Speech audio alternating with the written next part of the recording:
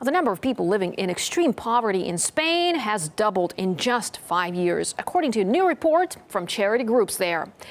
Around 3 million Spaniards now have to survive on under 307 euros per month, while the cost of living continues to climb.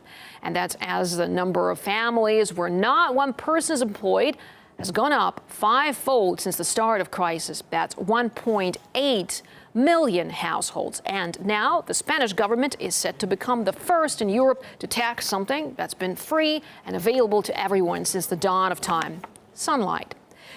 Well, Madrid wants to impose a levy on solar power to help plug its yawning energy debt, as Sara Firth now reports.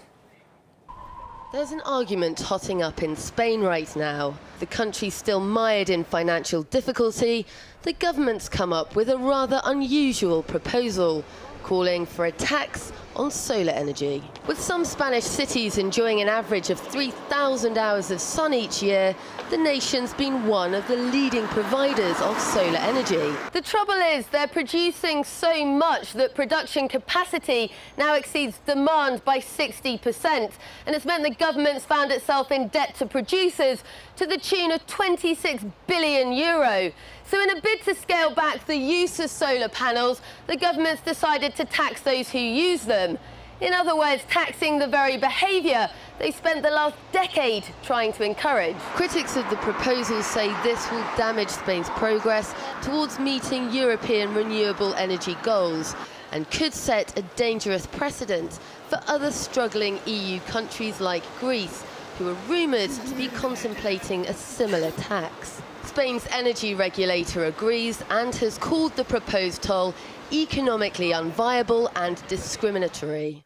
Those who've been most blindsided by the idea are people like Pedro, who invested his money in installing a solar panel in his home.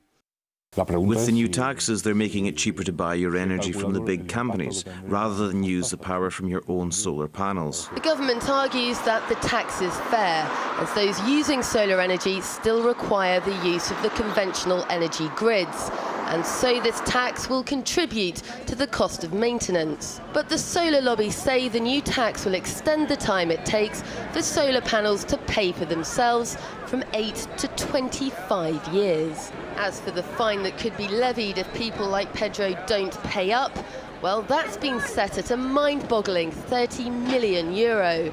I already know people who are removing their solar panels.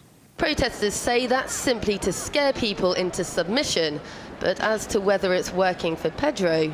You're going to pay the tax? No. You're not? No. No.